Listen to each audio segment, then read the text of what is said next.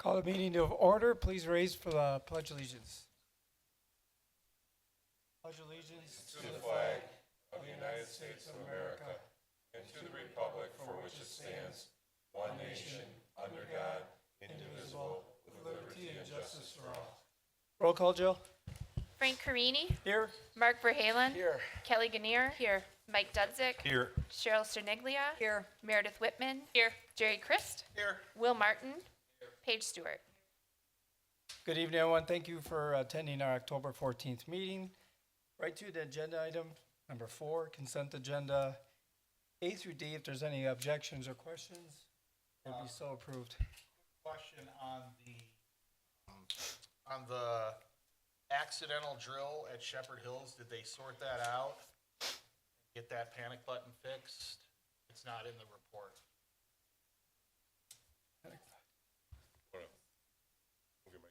Yep. A student who has a full-time aide, and they're moving the button Okay. higher, so the student won't be able to accidentally press the button. So Okay. it'll be out of the reach of the student. Excellent. So Thank they you won't very be able much. to do that. Thank you, Megan. And congratulations to Terry Lunford for 21 years of dedicated service in our food service department at Meadowview. Any objections or questions? All right, that'll be so approved. Number 5, business honor roll awards. So before we just jump into that, just real quickly, last week was School Board Appreciation Week, so we'd like to thank the school board for all of their work and what they do to help lead this district. You have received some thank you notes from some students at Carrollton, so they were excited to put those together for you, so. Much appreciated. Yeah, very nice. Thank you very much. Yeah, very nice. They were so happy to do it, and thank you for Lindsay for helping coordinate that. Thank you, Lindsay. So the Business Honor Roll Award, so the Wisconsin Association of School Boards every year has an opportunity for school districts to recognize businesses that help support the school, their school districts. And so this year, we had selected 5 businesses and associations that have done tremendous work, and without their work, we wouldn't be able to do a lot of the things that we do in our school district.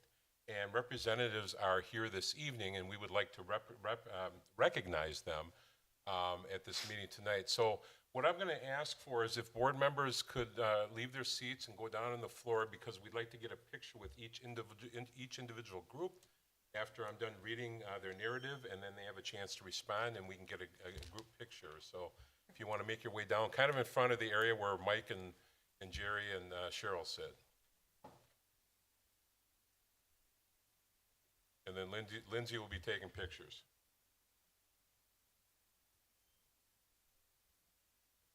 And as we're getting the school board set up for that, if I could have representatives from Bolt Company, please approach the podium.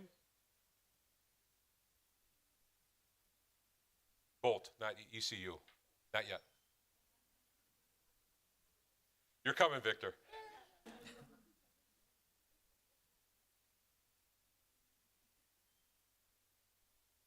And if you'd like to introduce yourself to the group that's here. Hi, my name's Adam Martin, project manager with the Bolt Company. So, Bolt Company. The Bolt Company is a strong supporter of the Knight Construction Program, recently partnering to complete the Oak Creek High School Stadium renovation project.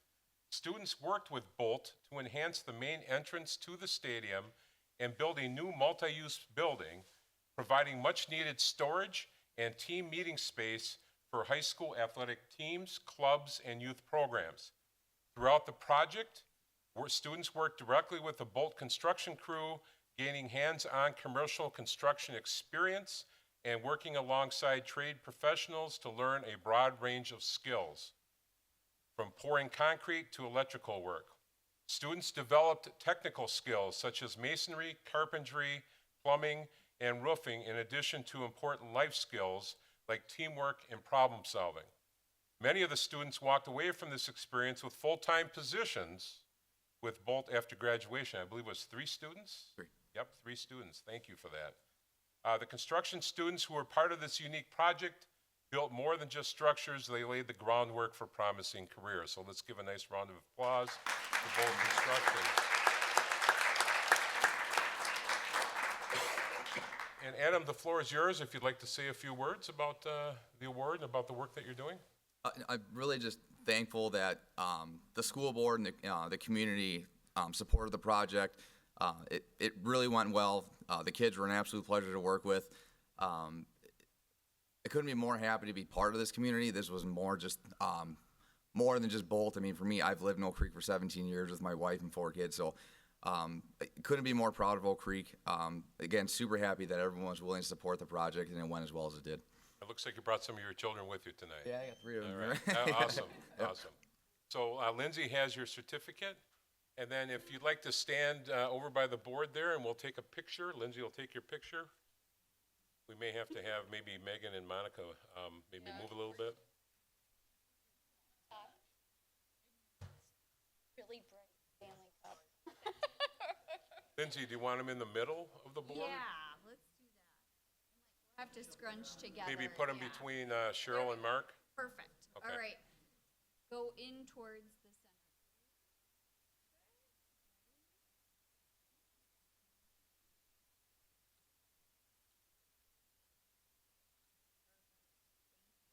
Thank you.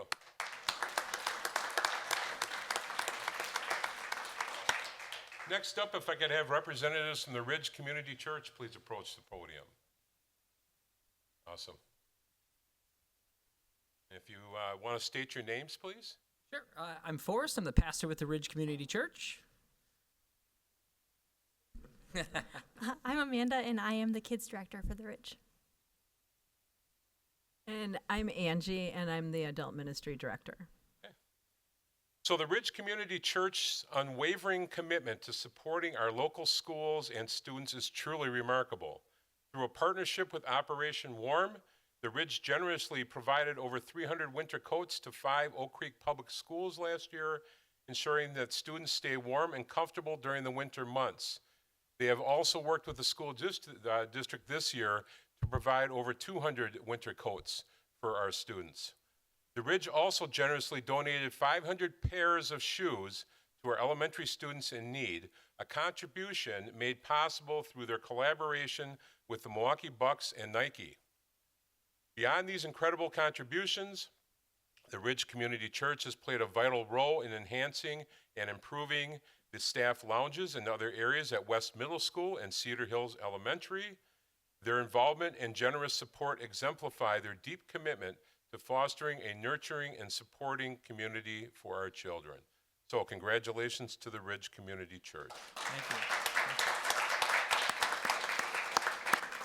you. If you, Pastor, if you want to say a few words? Yeah, sure. We just appreciate the opportunity and just thank you so much for partnering with us in all this. And we just love our kids and love how hard you guys work and the teachers work and all that. And so we're just here to support in any way we possibly can. Just love being a part of this community. So thank you. Thank you for allowing us to partner with you guys. Thank you. Yeah. And then Lindsay has your certificate. And then if you want to come up with the school board, we'll get your picture.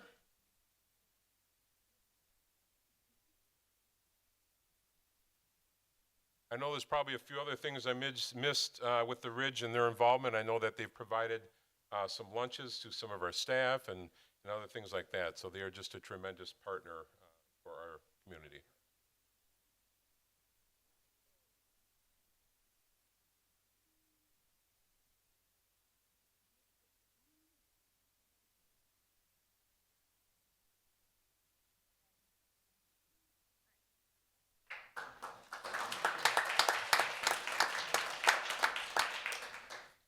All right, Victor, it's your turn. So we got Educators Credit Union.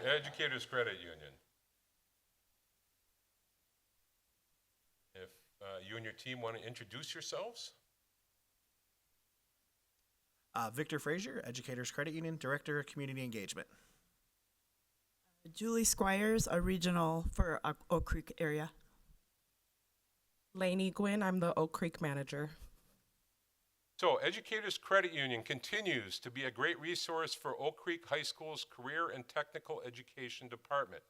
In addition to participating in the annual interview summit and assisting with events like the Oak Creek High School chapters of FBLA and DECA, Educators Credit Union sponsors an annual event called Financial Reality Day. This event provides juniors with hands-on simulation for students to learn the importance of budgeting and financial planning.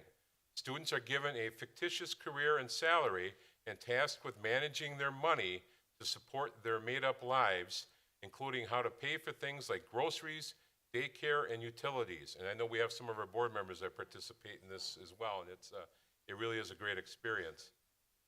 Educators Credit Union also partners with the Oak Creek High School to provide students with work-based learning opportunities through the Youth Apprenticeship Program. So let's give a nice round of applause for Educators Credit Union. And if members of the team want to say a few words? It's truly an honor to be recognized. Thank you so much. It's good to see some of you. We'll be looking for volunteers again, and so it's a really eye-opening experience for the teens. So thank you again for the partnership and this honor. Awesome. Thank you, Victor. And the certificate is right there behind you. And then if your team wants to come up, we'll get a picture with the school board.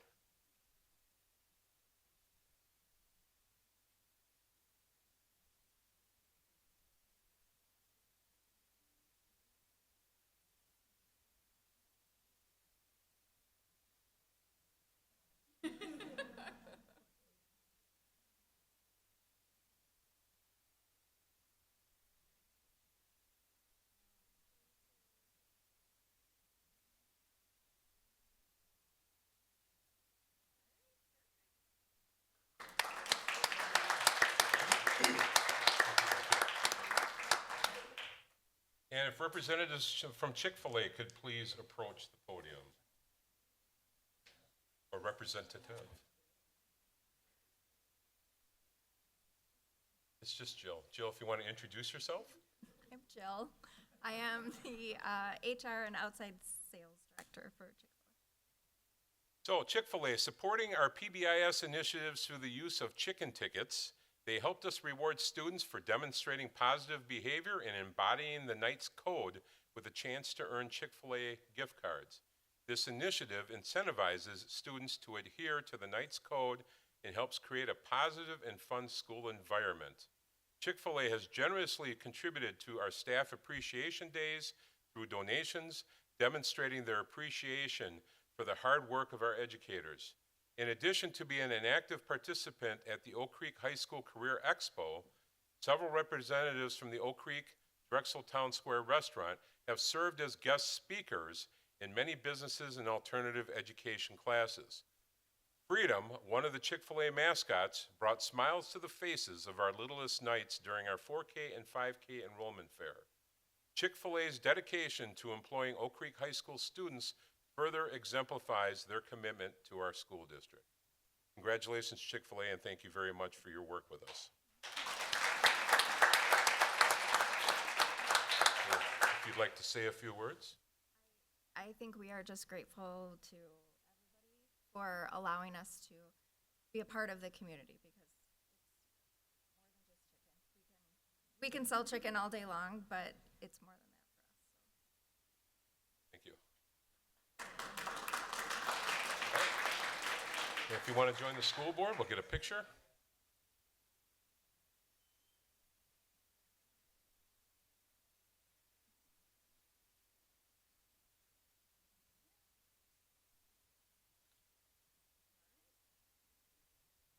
Thank you, Jill.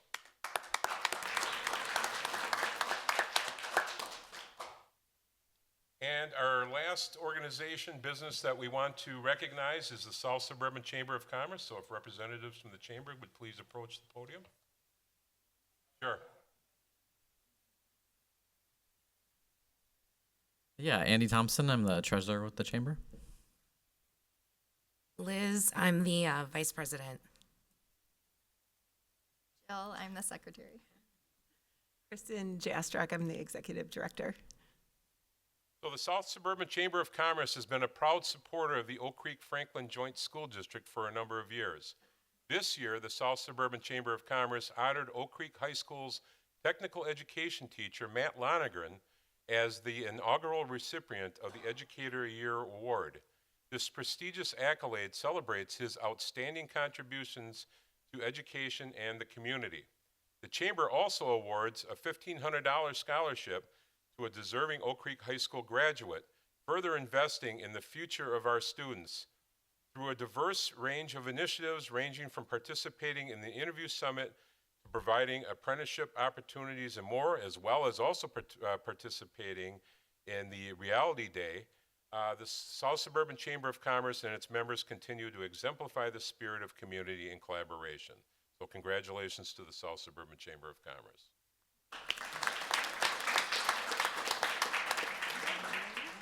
So, Kristen, do you want to say a few words? No, we are so grateful to work with all the students. It's great to see them at all of our events and through all their different organizations, their continued representation of the future. And it's great to be able to connect them with all of our members and our businesses. So we're so grateful for this honor. So thank you so much. Thank you.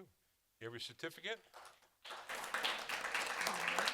And then if the four of you want to work your way in there, we're going to picture with the school board.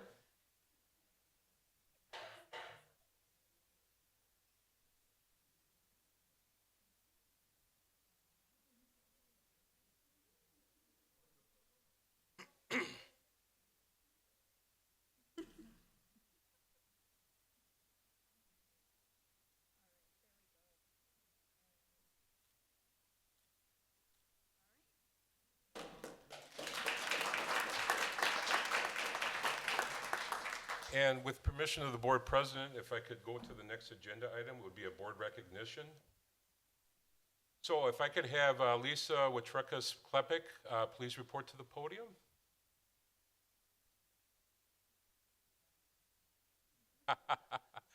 We warmed them up.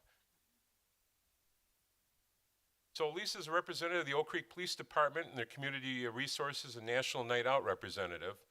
The National Night Out group recently has made some donations to the following groups: to our dance, cheer, and robotics teams that perform and volunteer, the scholarship and student assistant funds, and then they made a special donation to our Best Buddies program. So we wanted to give a big thank you and recognition to Lisa and the team from the National Night Out for their generous support. So let's give them a nice round of applause.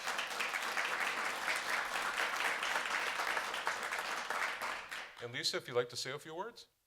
So representing National Night Out, I just want to thank the school district for giving the kids the incentive to help us. We really, if you've been to National Night Out, it's a huge event. It's really something that can't be done without the support of everybody in the community. And we really do have some great community partners. I have kids that come back year after year while they're in school. Even afterwards, two of our, the two mascots that come back are actually graduates they've been out of school for a couple of years. So it's really wonderful. And this year, I had met with Coach Holler and Superintendent Thielen about us doing our drone show over Knight Stadium. Really needed a lot of just help and just we had no roadblocks. We just had a lot of cooperation. Jerry, I just have to tell you, your robotics kids were amazing. We appreciate them being there, the dance team, the cheer, and we have NHS students who help us out significantly. All the kids at the middle schools that help. It's just amazing. So I just really want to say thank you. It makes my job easier, and I appreciate all the support. All right, thank you. If you want to come up and get a picture. Also, I'd like to invite Mr. Krenick up, because Mr. Krenick is also our district representative for National Night Out, and he plays an important role. So come on up, John, you can get your picture as well with the board.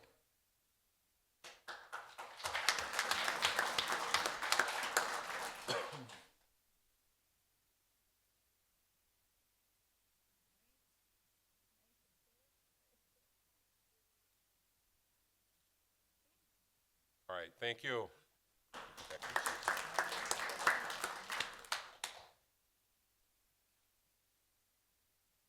Thank you, board, for posing for pictures with these very deserving recipients.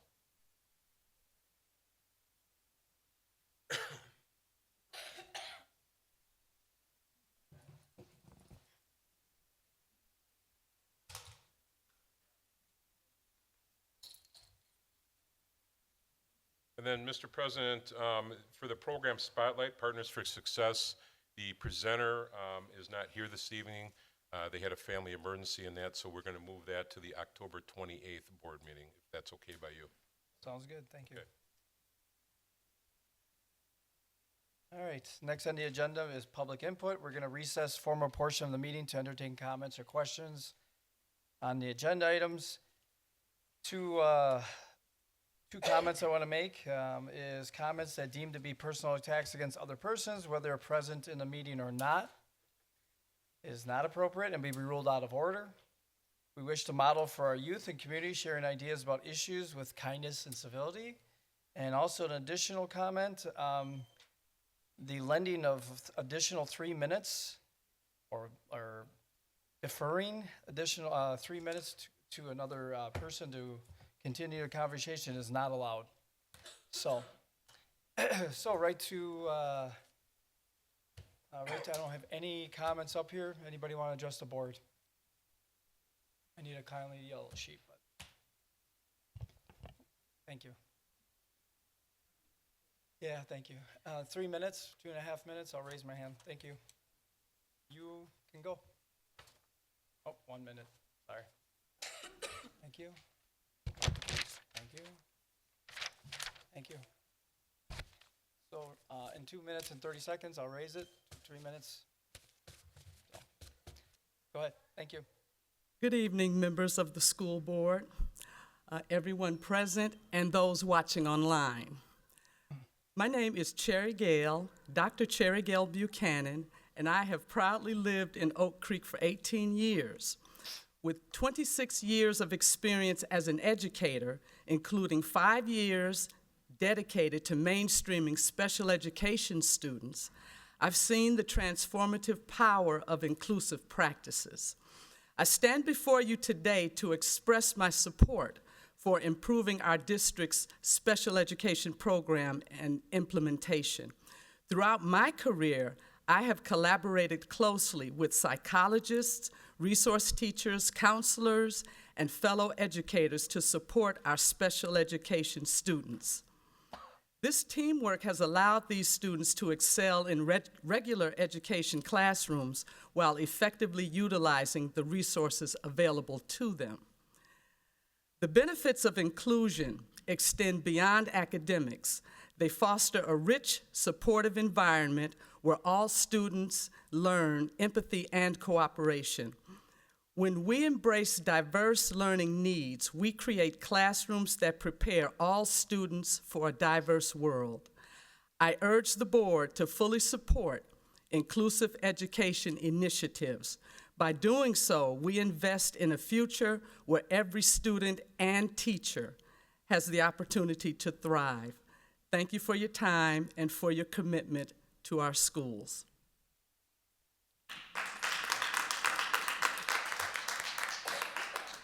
Bill McIntosh.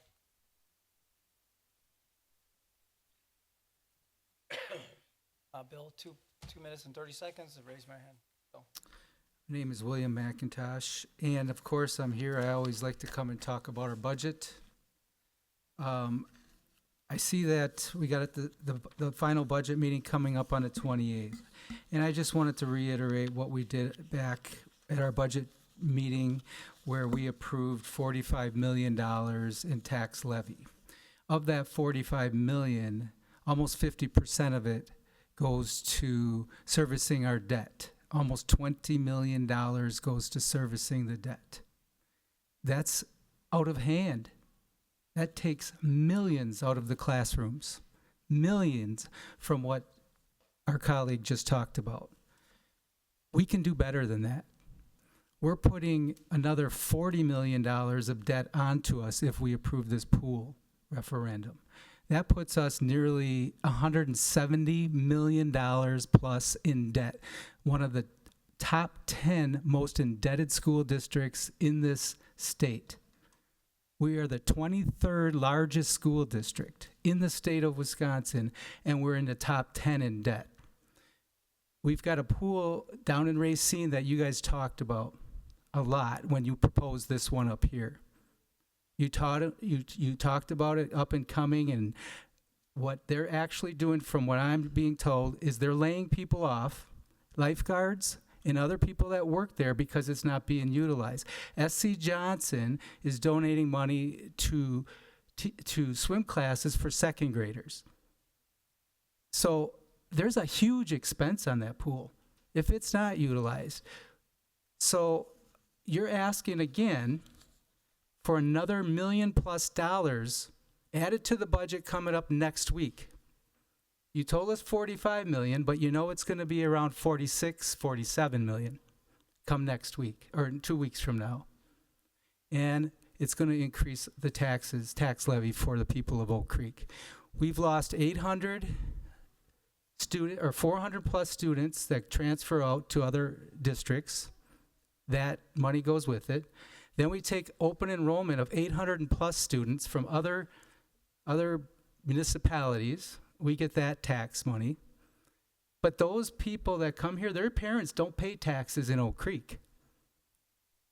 Okay, we're losing that tax base by putting 800 some people in here, kids in our school district, while we're losing students. And the enrollment is going down year over year, but our dollars and debt is going up year over year. We can't sustain this. Kenosha's closing schools. They're not sustaining anything there. They're laying off people. And now what are you going to do with all that? All the debt down there. We're going to do the same thing here. That's it. Thank you. Nathan?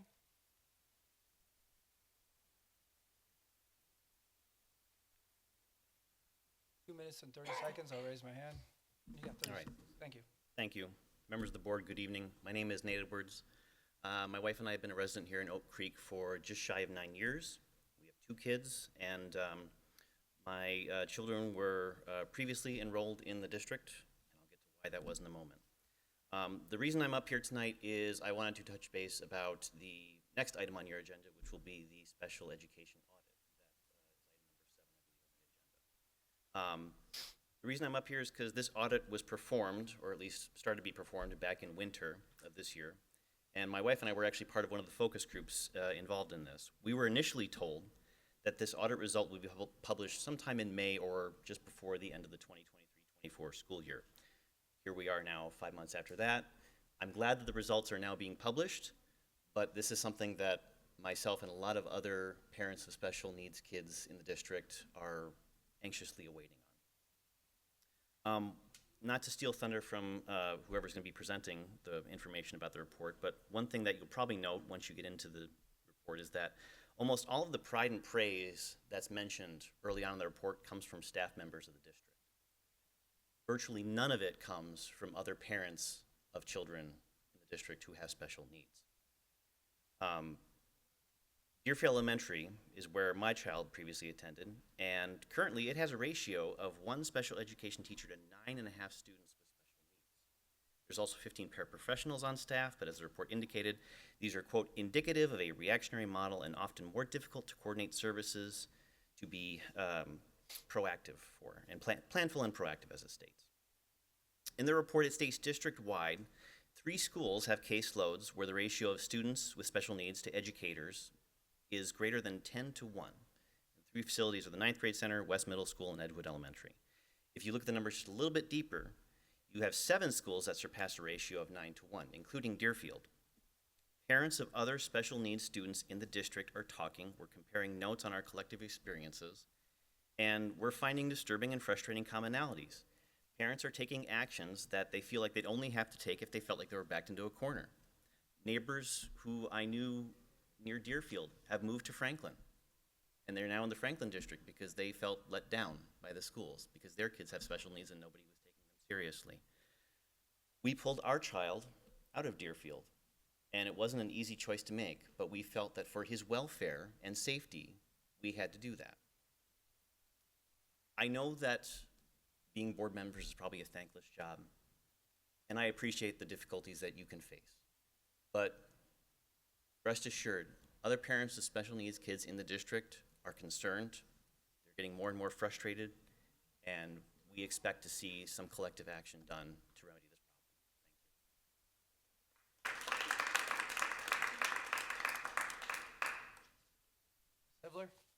Good evening, Janine Hibbler, South. Hold on 1 second. 2 minutes and 30 seconds. I'll raise my hand, and then 3 minutes.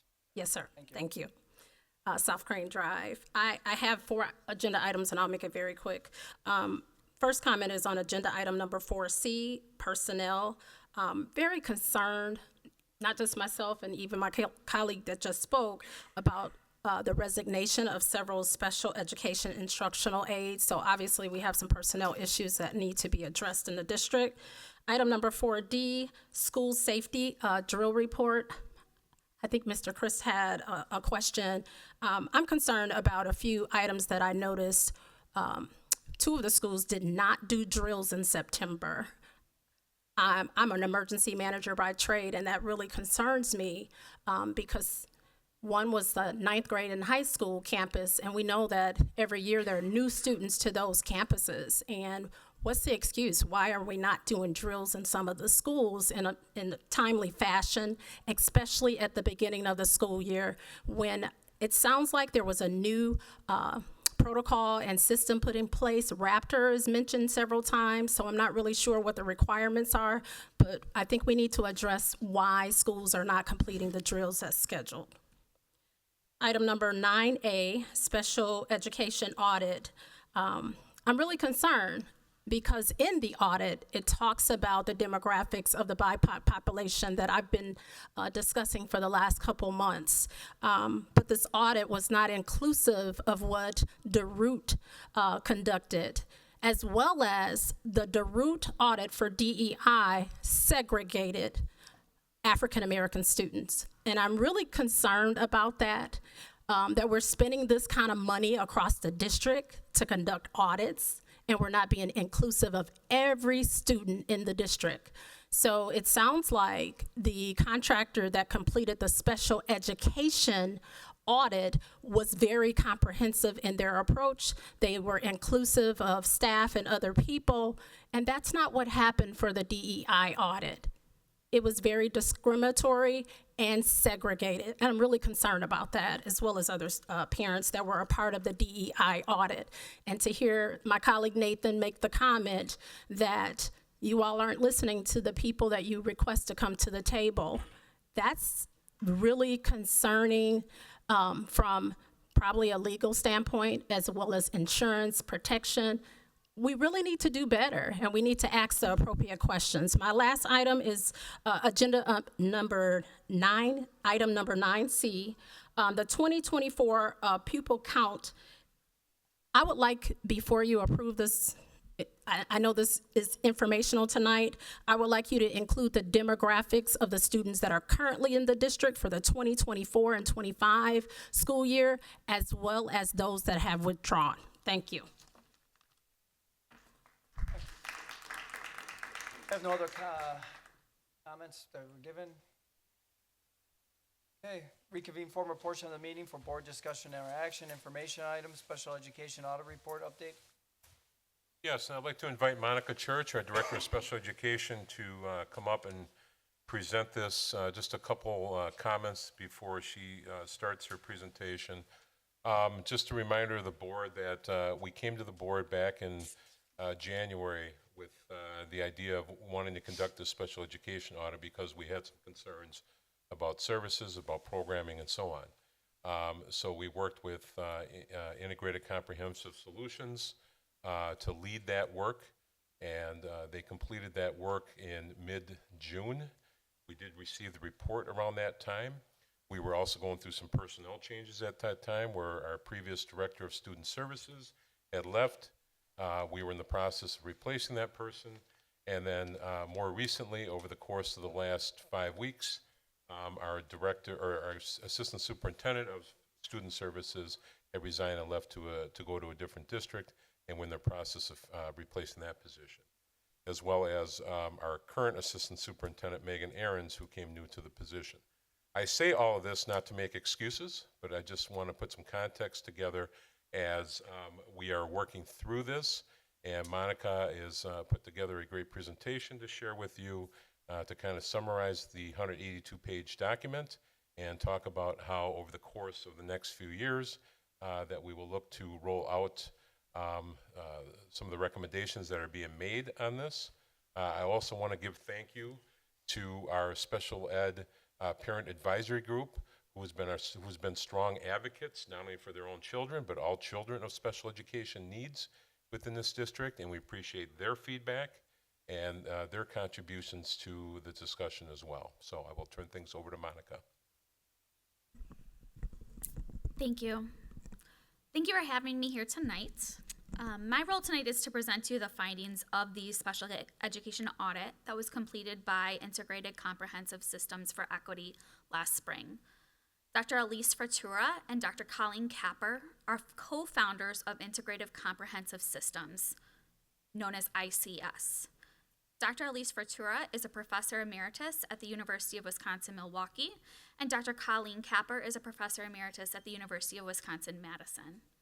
Integrative Comprehensive Systems for Equity consults with urban and suburban districts across the country to assist in the movement from reactionary systems to proactive systems. The good news is that this was a non-biased evaluation. That being said, it's important to keep into consideration that they don't know our systems, our staff, or our families with great detail. Tonight, I will review with you an overview of the external evaluation process, the summary of student data findings, the areas of strength and growth that were identified by the various focus groups, as well as the consultant's recommendations on best practices and next action steps. Unique to ICS is their special education evaluations take into consideration the entire district system and connect context across student identities. ICS believes current issues with special education services or outcomes are often reflective of the wider district system as a whole. So any attempts to fix special education without a more holistic perspective will reinforce a deficit-based system for all students. It's important to keep that in mind as we're presenting the equity data. I will also go over with you the quantitative data that they identified, the information that was pulled from the 36 different focus groups, and the 13 different individual interviews that were conducted. There were 36 focus groups. The stakeholders involved in those focus groups included student service providers, general educators, principals and administrators, students, Board of Education members, and community members. The members of the focus groups were asked questions such as, what works well in the district for every student, especially those with disabilities? What could be improved in the district for every student? What are the challenges to the current structure of educating students with disabilities? And more. After the equity data analysis and the focus group discussions, the consultants summarized their findings in a 182-page evaluation report. The report provided an overview of strengths, areas of challenge, and needed areas of growth, as well as recommendations of the essential next steps. Additionally, tonight I will be presenting to you a action plan for this school year. The action plan is where I come in. I've been working with departments across the district to develop a plan of action and improve our systems to better meet the needs of our students, including our students with disabilities. We will continue to work on this action plan this year, as Superintendent Thielen had indicated that our new Assistant Superintendent of Student Services will be included in this work. The first topic I'm going to present to you tonight is an overview of our equity data. In our district, at the time of the evaluation, 11.8% of our student population were students who received special education services. 8.3% receive English language services. 10.3% of those students that receive English language services are English language learners. 2.9% of our students are students who have an impairment that impedes a major life function and requires a Section 504 plan, which provides accommodations to students with disabilities who do not need specially designed instruction. And so that is why 11.8% of our students receive special education instruction. The other 2.9% of our students with disabilities have accommodation plans. And then also, less than 1% of our students attend school in an alternative setting. So that might be students that attend schools specifically designed for students with disabilities. That could also include students that attend other alternative programs that are for students without disabilities as well.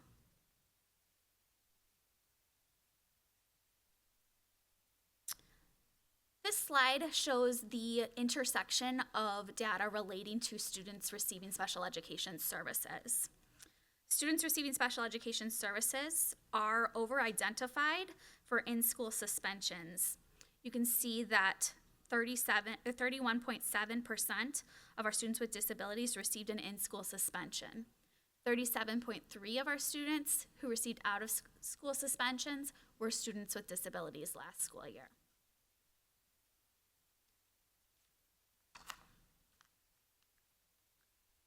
They also reviewed our service delivery data that relates to how we provide services to our students with disabilities and identified that we have students with disabilities in clustered classrooms. We have self-contained programming where students with significant disabilities are educated away from their non-disabled peers. And we enrolled approximately 80 students with disabilities from other districts. They also reviewed our race and ethnicity data and identified that students who identify as Black or Hispanic are overrepresented in special education more than any other race or ethnicity. 43.5% of students with disabilities are students of color. 42.9% of students with disabilities receive free or reduced lunch. They also reviewed data relative to the type of disabilities our students have. So that's the column that identifies the highest impairment areas. We have 180 students in our district, district-wide, who qualify for special education under the impairment area of other health impairment. This could be a student that has ADHD or students with complex medical needs that require services. We have 179 students who have a speech and language impairment, 129 students who met state criteria for educational autism. Keep in mind, educational autism differs from medical diagnosis of autism. We also have 124 students identified with a specific learning disability. Capra and Futura also reviewed our attendance data and identified that of the 1,048 students with low attendance, the state identifies low attendance as below 90% attendance for the year. 17.2% of those receive special education services. This data is really important as we know that our students with disabilities hold many different educational identifiers, and the intersections of these identifiers is incredibly important when we look to addressing equity issues across our system. The next piece of quantitative data that they reviewed is our achievement data from our state exam. They identified that 10.3% of our students without disabilities were below basic on the ELA assessment, while 56.8% of our students with disabilities were below basic. Similarly, 34.8% of students without disabilities were basic, while 33.9% of our students with disabilities scored basic. When looking at our students who scored proficient or advanced, 54.9% of our students without disabilities were proficient or advanced, while only 9.2% of our students with disabilities were proficient or advanced. On the math state exam, 12% of our students without disabilities were below basic, while 69% of our students with disabilities were below basic. 32.3% of our students without disabilities scored basic, while 18.1% of our students with disabilities scored basic. And finally, 55% of our students without disabilities scored proficient or advanced, while 12.8% of our students with disabilities scored proficient or advanced. We recognize this needs to change, and our system must do better for our students. How does that compare to other districts? I mean, is there a quantitative number that obviously we want everybody above, but is that relative to other districts? I can provide you more information and a chart that shows our comparison to other districts. I think that while we may be comparable to other districts, I know that we can do better. Oh, yeah. Oh, absolutely. Next, I'm going to present to you the findings from the focus groups. So recall the focus groups were groups of general education teachers, special education teachers, board members, parents, and community members. There was also 13 individual interviews that were conducted.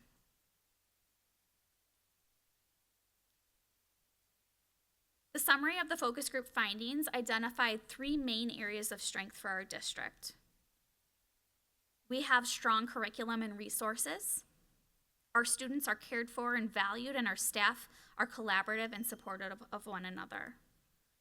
We have a focus on high levels of learning for all. We have, as a district, identified essential standards and skills that all students must learn. We've developed collective responsibility for student learning, and we have research-based curriculum. We hire quality people who love students and what they do. As a district, we understand the importance of inclusive practices and supporting students with disabilities in the classroom. And as a district, we believe all students belong in our schools. Another area of strength is that our staff are great resources for each other. They collaborate and have open lines of communication between general and special education staff, and our learning coaches have been a great value add. I'd like to note that in my short time in this district, that is something that I see as well, and I'd like to commend the district on their work in these areas. Our educators do truly care about our students. They want to have high levels of learning for all of our students, and I can see the work that they're doing.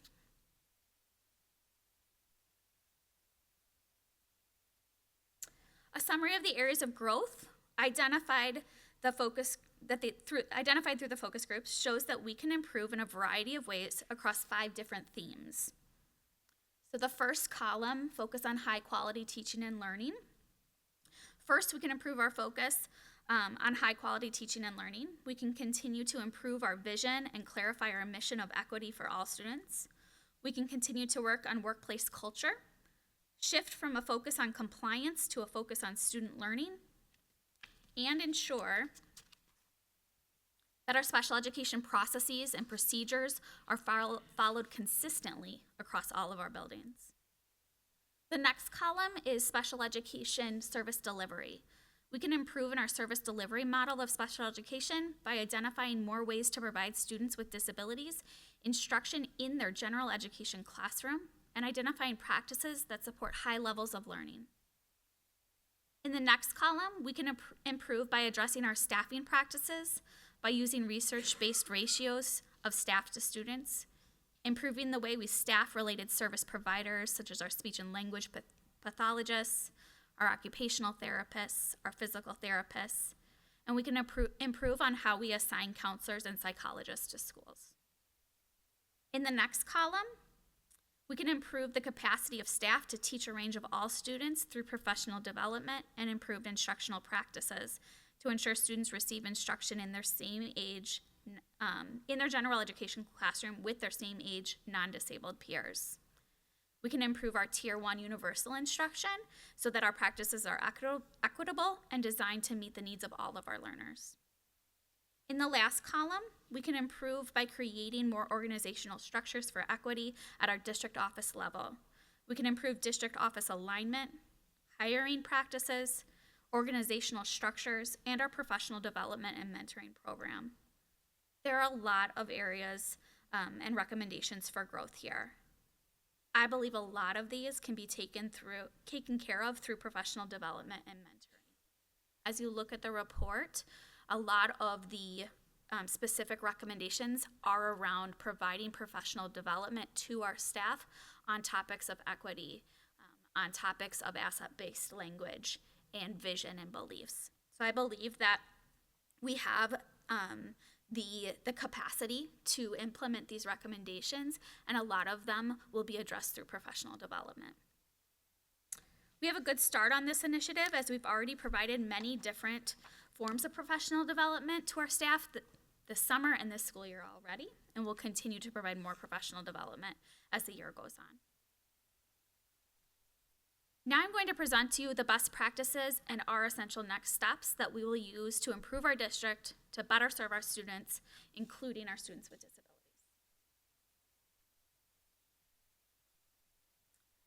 Capper and Futura identify 5 areas of action we can take as a district to significantly improve the educational outcomes for all of our students. As I mentioned earlier this evening, Capper and Futura, as well as their organization, Integrative Comprehensive Services for Equity, believe that the work to improve outcomes for students who require special education services must take place through through the larger district systems change. What we learned from this audit, as well as the Jarut report, is that our district needs to improve through a focus on equity. We will be developing a multi-year action plan combining the results of the Jarut report as well as the Capra Futura audit to ensure that all of our students learn at high levels. Our plan will address the 5 areas of action identified by Capra and Futura.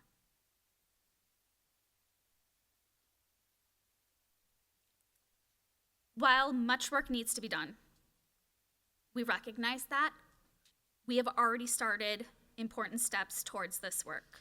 Between August and October, we've addressed the 5 areas of action in the following ways. In the action area of a focus on equity, we've provided training for principals, aides, and made a plan to provide professional development to all staff on the topic of asset-based person-first language and beliefs. We will be delivering this professional development to every staff member in all of our buildings. We've created a district-wide plan for this professional development, which includes professional development for all of our schools quarterly on topics such as asset-based language, service delivery and continuum of service options, the intersection of specially designed instruction and general education, and inclusive practices. Learning will be provided by the Student Services Department at each building each quarter. In the area of action area of aligning students and staff, another recommendation that has already been implemented is scheduling of department meetings for our occupational therapists, our physical therapists, our speech and language pathologists, our psychologists, and our counselor groups. The recommendations were that these related service providers need to have time to focus on their professional development, so we've already scheduled those meetings, and we have them scheduled throughout the duration of the year. We've completed an analysis of IEPs across the district and identified a targeted coaching to support the implementation of specially designed instruction from special education teachers to occur in the general education classroom. We've provided digital learning on what specially designed instruction should look like and what the best practice and research says around specially designed instruction, and we've begun an analysis of our service delivery models. In the area of realigning roles and responsibilities, we have really taken a focus on making sure that our district office is aligned. So my department, Student Services, as well as John Kronick's department, Curriculum Instruction, have really worked to realign and assure that all of our staff are working together. We've scheduled monthly meetings between our district office curriculum instruction teams and our student services teams. We hired special education facilitators likened to our ELA and math facilitators for the district, and they collaborate to ensure that all of our students are receiving high quality instruction, and we hold to our standard of high levels of learning for all students. In the area of transforming teaching and learning, we provided professional development to all new special education staff. Our facilitators are providing real-time coaching and support in each building by holding professional development sessions and office hours in each building. We deployed a new special education newsletter focusing on high leverage learning practices and information. We've changed schedules to support special education teachers to attend grade level collaborative meetings. And we have developed an internal team to focus on our response to intervention, our multi-level systems of support, and our general education curriculum. In the area of leveraging policy, funding, and human resources, we've used transfer of service funds to continue to realign staffing patterns and ratios. We've developed processes to analyze and identify the need for special education aides to support teaching and learning of our students with disabilities. We've developed a resource purchase procedure to ensure that funds are being used to support high levels of learning for all. And we've completed an analysis of curriculum and resources to ensure that our resources align to research-based high leverage learning, even for specially designed instruction. I'm proud of the work that we've done across the district to implement the recommendations from Capra and Futura, while I also recognize that we have so much more work to do. We must do better for our students, and we're committed to this work. May I interrupt with a question, please? Sure. As a parent with children who've had IEPs and 504Bs, I know that minutes and getting the time with the teachers is very important. When are all of these meetings taking place? Are they taking time away from, like, do you know what I'm For asking? professional development? Yeah. Yeah. Or just like the monthly meetings with like team services and stuff? So those are happening before school, after school, during our staff meetings. Time for our occupational therapists, our physical therapists to meet. We, our speech and language pathologists have a 3-in-1 model where 1 week out of the month they have coaching hours, collaboration hours. So we're utilizing that. We're trying to be as creative as possible because we recognize that our number one priority is that our staff are in our buildings with our students. So we try to be creative and not let it impact student learning. And are we gonna, like, evaluate that professional development? I wanna make sure it's not something we're just doing to check a box. Absolutely. Versus I wanted to make sure that the staff feel that it's worthwhile and can actually be, implemented into practice. Yeah, This absolutely. isn't gonna be a one and done, this is Okay. gonna be ongoing. Okay. Very serious work. No, I that know, we that's have in why, front of us. So that's my question. we don't, we're a continuous improvement model district, and this is the process that we're gonna be following throughout all of this. Get the feedback and that, and if there's things that we need to tweak or whatever, we will, but it's gonna be ongoing evaluation. Yeah. Go ahead. So you're gonna still encompass the special needs committee that we have, correct? Our parent advisory committee? Correct. Absolutely, yes. And then my other question is, I see all this and this is great. We had to sum up for 24 going into 25. What are your goals for quick wins? Yeah, I was just going to get to that to the next slide. Thank Yep. you. Cheryl, just to address your question, it's really important that our professional development meets the expectations of our teachers and the needs. It has to be universally designed for our teachers. Right. So certainly using feedback forms from them. Good, thank you. But how will we know it's working? We'll know it's working when our data improves for our students. Okay, thank you. Yeah.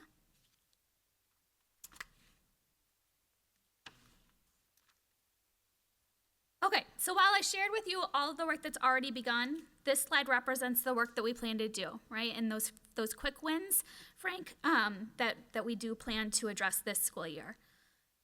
This slide represents the work of this school year. Like Mr. Thielen has said, this will be a multi-year action plan that will have many different tactics and many different timelines to go along with it.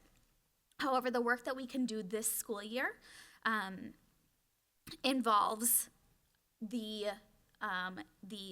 implementation of these 5 different action areas and the steps that are recommended from CAPRA and Frittura.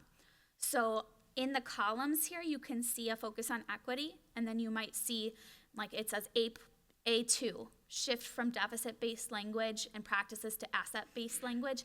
Those are the recommendations straight from Elise Frittura and Colleen Capper that we believe we can implement directly this year.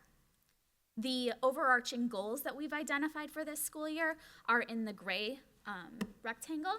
So we're going to support principals and building leaders to lead for equity. How are we going to do that work?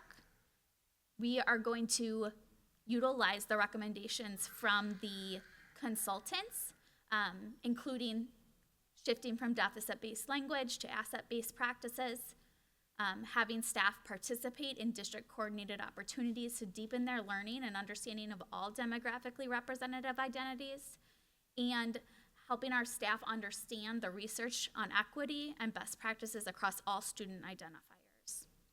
We're going to move beyond compliance to a focus on learning for all students. So providing professional development on specially designed instruction that should be provided in the core of teaching and learning or in the general education classroom to the greatest extent appropriate. We're going to create special education staffing patterns that maintain a 1-to-10 special education teacher to student ratio. That work is going to be done this spring so that we set the stage for next school year. And then all educators will participate in learning around how to facilitate learning through heterogeneous groups and to ensure that our students are receiving instruction in that gen ed classroom and we move away from our grouping practices that we currently have. We're going to improve instruction to improve learning outcomes, providing professional development on high leverage practices. And we're going to form the internal stakeholder group to create that multi-year plan that addresses both the DeRoot and the Integrative Comprehensive Services report. So a lot of these can and will be quick wins through initial professional development, but it's going to take sustained professional development and a focus of a multi-year plan to really address these. D5.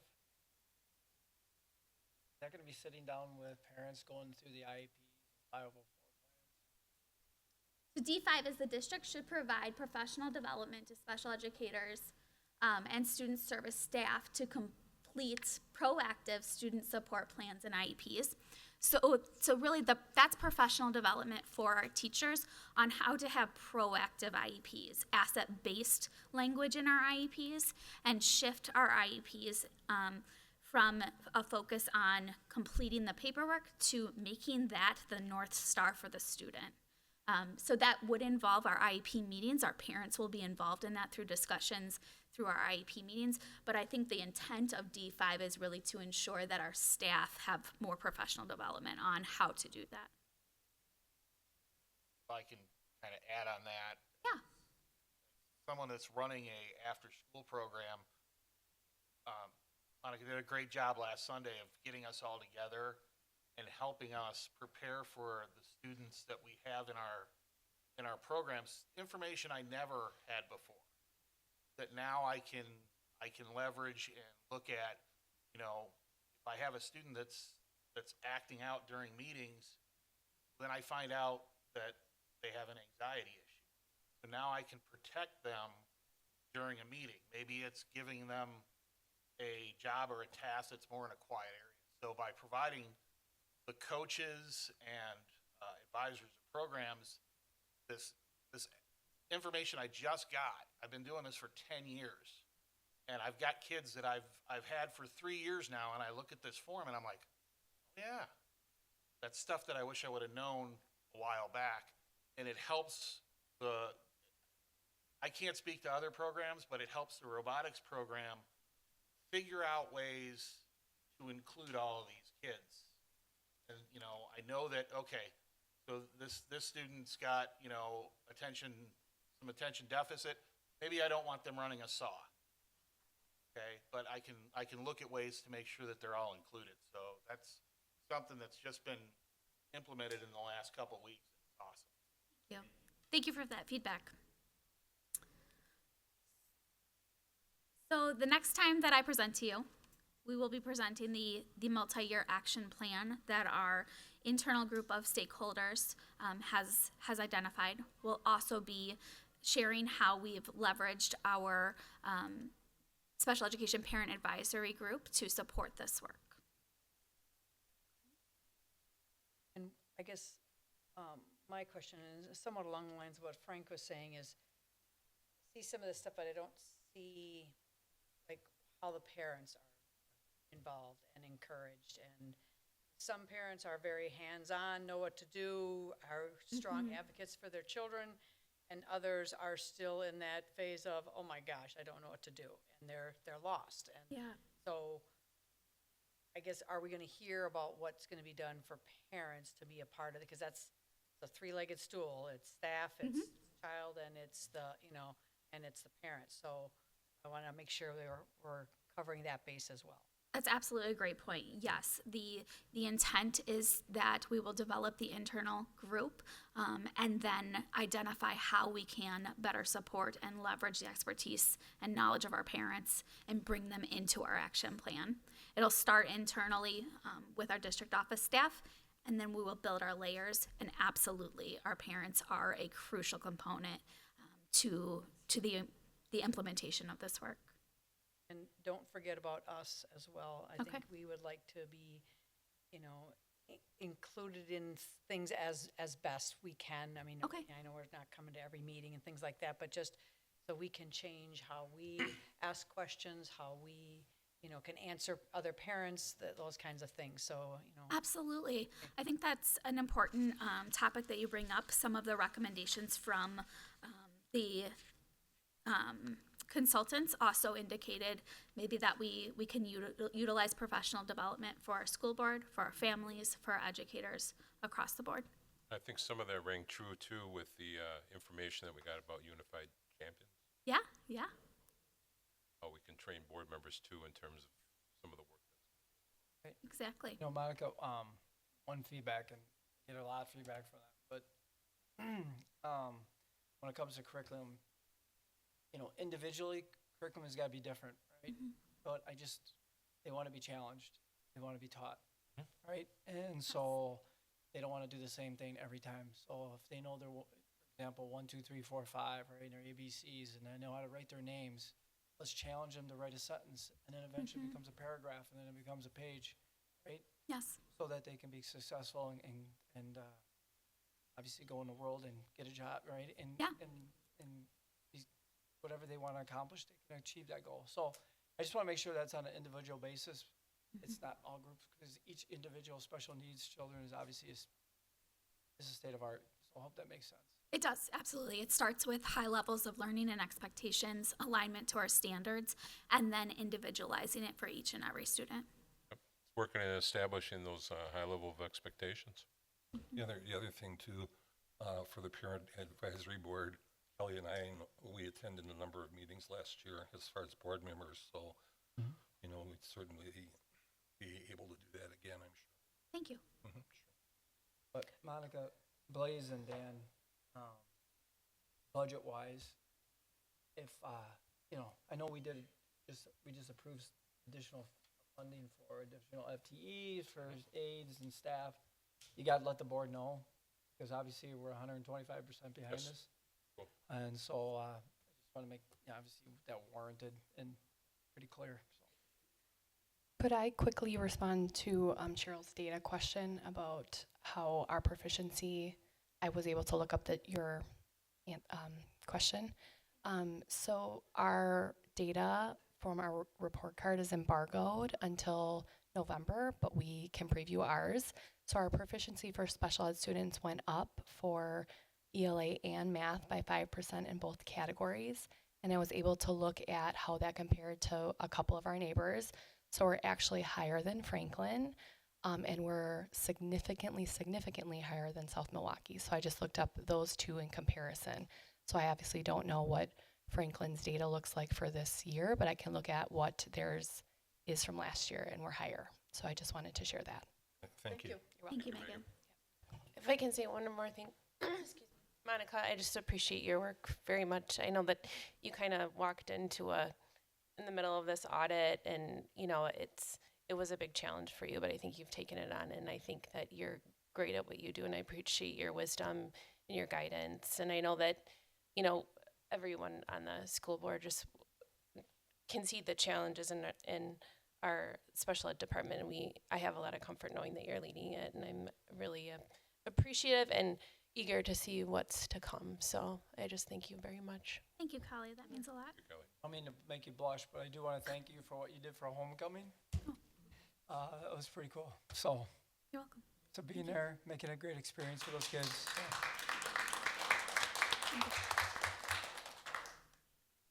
Thank you, Monica.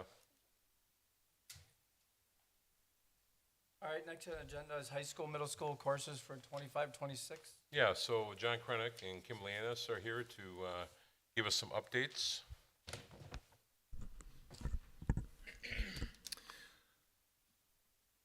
It's hard to believe that, excuse me, it's hard to believe that we're already planning for 25-26. And we're only in the middle of October. But each year we come to you with new course proposals, prerequisite changes, fees, and material changes for the high school. And this year there's a change in the middle school. So I'm going to bring your attention to the attachment. The first attachment is for new courses being proposed. I'm not going to go through each one of these with you. There's a summary on the far right-hand column, and then each new course proposal is actually linked in, so if you're interested or want more details, you can see who's proposing it and why they proposed the new courses. And one of the main things that we've talked about is that any new course has to be cost neutral. So we cannot add additional staffing to new course proposals. We have to think creatively in ways to fund these new new course opportunities for our students, so that they don't add to our overall budget. The second one are course changes. And you can, again, similar to new course proposals, it talks about, some of them have prerequisites. There's a fee for art classes, a fee of $10. It's just not sustainable to continue to fund some of the art classes with the cost of materials and so forth and resources that go along with those courses. So you can kind of see how we're changing and why we're making some of the changes for the high school. And then the last page is our middle school. It's really kind of renaming the courses so that they're much clearer for our students and our families. For middle school, it was just title changes. Title changes, yes. And then in the handbook, the description will be updated as well. So again, the key takeaway is we're always looking to challenge our students. We're always looking to provide different opportunities as industry changes, as work demands change. We're trying to meet our students where they're at and provide those skills so that they can go out and get college and career ready jobs, or if they're going on to secondary school or trade school or the military, they're well prepared. And John, do you want to just forecast what's to come with the financial literacy requirement at the high school? Yeah, Just a brief overview so, for the board. yeah, thank you. This past spring, the state legislator and Governor Evers signed into law that all students graduate with a half credit of financial literacy, starting with this year's freshmen.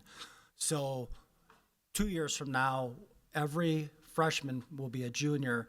That's when they'll take the financial literacy course for graduation. They have to have that in order to graduate. That will add some FTE, approximately a half a position.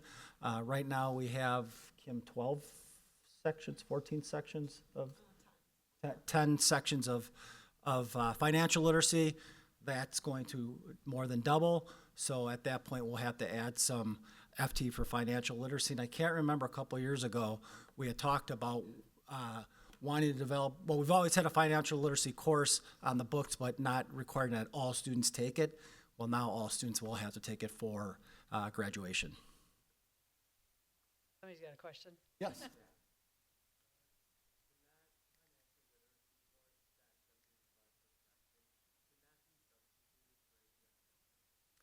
No, that's a great question. No, unfortunately, it has to be directly tied to the financial literacy standards, and has to be taught by a certified person, which is our econ teacher, our social business and family and human science certifications. So teacher for one of those three areas.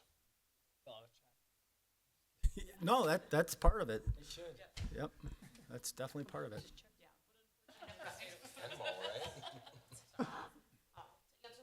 Unfortunately, the state of Wisconsin has identified that it has to be a standalone personal finance course. It can't be like an economics course or like a math of financial literacy or anything like that. It has to be a standalone personal finance. So. Yeah, great question though. Yep. So I want to, cybersecurity, awesome. Yeah. Great that we've added that course.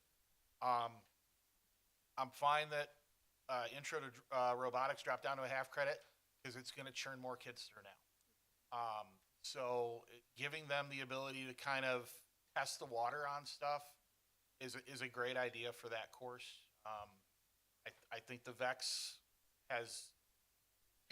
is more suited for kind of a half year program because it gets the enthusiasm up, gets them, they do what they need to do, and then the course ends. So great job with these. I'm still gonna hammer you on CAD. You know that computer assisted design is just on fire right now in the workforce. And the faster we can get students looking at this, the better. Whatever we can do to drive, you know me, I want it in 4K. So whatever we can do to get CAD moving, earlier the better, so that we can prepare our kids for just an incredible future. Thank you for everything you're doing. Thank you. All right, 24-25 pupil count, revenue limits, and budget adoption process. All right, so we have, the third Friday count is in the books. However, there's going to be some revisions that happen as we find information from other school districts.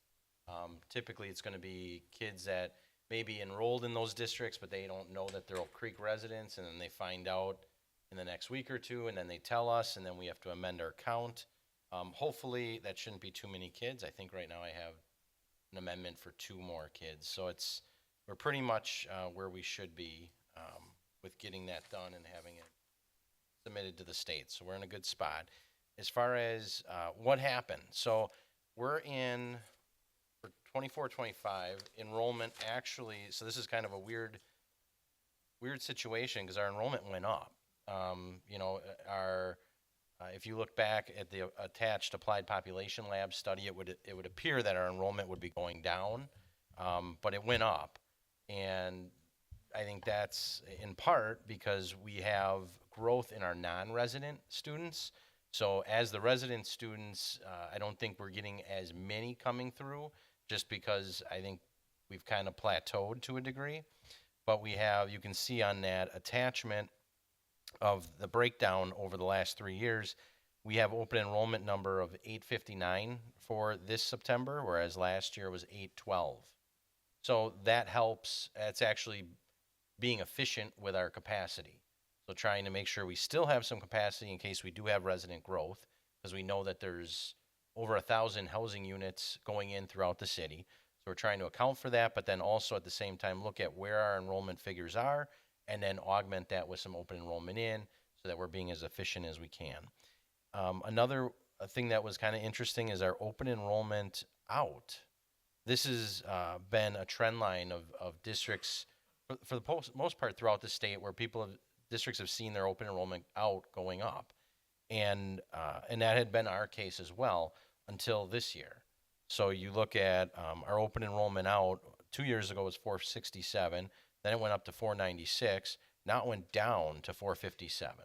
So that sounds like a good thing, and it is a good thing. It's a great thing, actually. But at the same time, that impacts our resident enrollment count because last year we counted 496 students that were leaving the district as part of our FTE because we do not get funded from taxpayers for our open enrollment in. Just to be clear, that's above the revenue limit. Our taxpayers are not paying for open enrollment in kids per se. That's a transfer that happens above the revenue limit. Our open enrollment out kids, that is something that is locally funded, and then we send that money to the district that they're being educated by. So we have a very, very favorable open enrollment in ratio. So we're sitting very good. Definitely, I think that screams a desired place that parents want to send their students. So that's actually really good. So overall, on the pupil count, up 28 when it comes to kids in our seats, which is good. I think it's really good that the school board continued the OC virtual program. That what you can see is going at 43 students. So that's keeping an option out there. And I would argue that that option being out there has helped us really stem the tide of open enrollment out to virtual. Because if you look on the first page of the memo, I highlight in yellow, and thanks to Jill for calling a few of the school districts, because it's not always clear who's virtual and who's in person. I mean, it's pretty easy when you look at Merrill and McFarland, but it gets a little harder when you're looking at Waukesha. So we broke those out so you can see how many are Waukesha virtual versus in person. So we're at about 44 kids that are open enrolled out virtual, which is, I believe that's kind of flatlining over the last couple of years. And I would argue that that is in large part due to having an Oak Creek virtual option here. So we're able to keep our students within our boundaries and attending and servicing them with the needs that they have. The other big piece of data that came out in the beginning of October was our equalized value. You can see our equalized value in Oak Creek went up 6.14%. This is important when you look at the tax levy mill rate. Typically, I mean, I'm not a big fan of mill rate. I'm more of a fan of what is the levy saying. But when your property values go up like this, and if your levy stays somewhat flat, you're going to actually see a rate that's going to decline. So and then I like putting our neighbors just to see where we are compared to them, and we're kind of in the middle of the road. So you saw Greenfield there has almost 10% growth, whereas South Milwaukee had 3.34. So that's kind of the range of growth in our area for equalized value. So the next big step, quite frankly, tomorrow is a big day. Tomorrow will be the October 15th aid certification. In fact, I keep hoping if I refresh this, they'll release it tonight. Didn't you say that this evening was like Christmas Eve for you? It actually is, yes. Because I get that aid certification tomorrow, and then we also get, some of the Christmas presents that you get might be like underwear and socks. That would be our voucher payment. We're going to get that number tomorrow because that's money that we just launder through our budget and then kick out. So we're going to get that. We're going to get our aid certification, and ultimately we're going to get our tax levy. So that's kind of what the next big meeting that we'll have that's coming up is to go through that tax levy piece and then ultimately certify that and then get that over to the city of Franklin and the city of Oak Creek. I also attached the Applied Population Lab study, so that's now 2 years old. So we're going to use it. Actually, it's going to be a big component of in December when we talk about setting new open enrollment seats, because we're going to look at what is our capacity currently, well, how many seats do we have open, where do we have them open, and then we'll determine what new non-residents could we take next year. And again, we're going to play it conservative to a degree because we don't want to overfill the schools when we could have resident demand. I have a question. For open enrollment, when a parent picks open enrollment, they get 3 choices, correct? Like they get ranked? I believe they between So, different districts. My question is how many times is Oak Creek coming in third because the first 2, like Franklin, don't take them? Like, I just know a lot of open enrollment families, and I've been told repeatedly by people that, well, I tried Franklin, I tried Greendale, they both said no, so that's why I'm at Oak Creek. I'm not trying to say, I think Oak Creek is a fantastic district, I'm not trying to say that we're not, but I just don't think that just because we have open enrollment kids doesn't mean, you know what I'm getting at? No. Want to comment on it, Jill? Well, it's not ranked. Everybody has to do the same process. So you will get a letter from each district saying if you're accepted or denied. So it's random. Not but and it depends where each district has space available by grade level. Oh, so they So could. it's not So it could be if Johnny wanted, they only had a spot at Greendale in 3rd grade, and Greendale was filled because they filled their spot. Then they could go could to the also next be space. accepted at all 3. You can be Or- accepted. They get 3 letters of acceptance. Okay, Correct. so Right. do we know how often, I don't know anything about that, like that kind of information? That comes out of each. Like a coin flip. Yeah. No, and I was just curious if if a family gets all 3 of their choices, how often is Oak Creek picked, is more what I'm asking. 33%. No, I'm just kidding.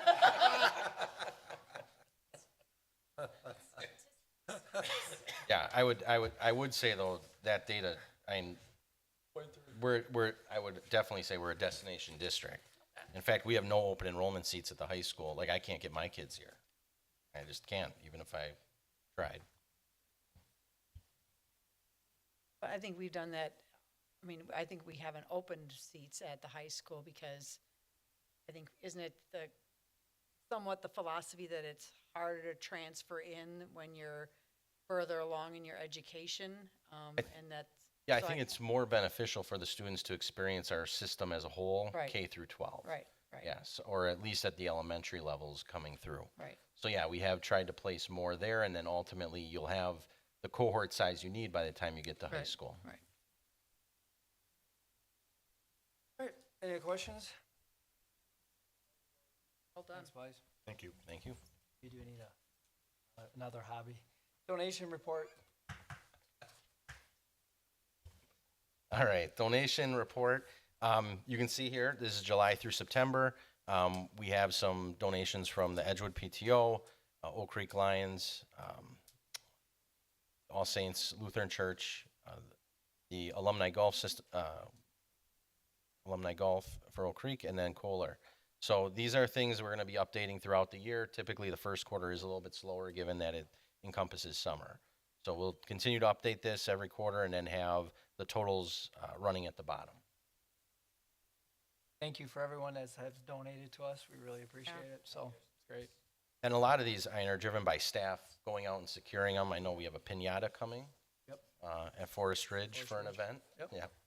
When we pick our supporters for next year, I hope we take a really good look at the Lions Club. They are a huge supporter of Oak Creek. Band, Boy Scouts, National Honor Society, just big supporters. And if I'm not mistaken, we have the Oak Creek Leos that kind of help them, and it's a really good relationship. 100%.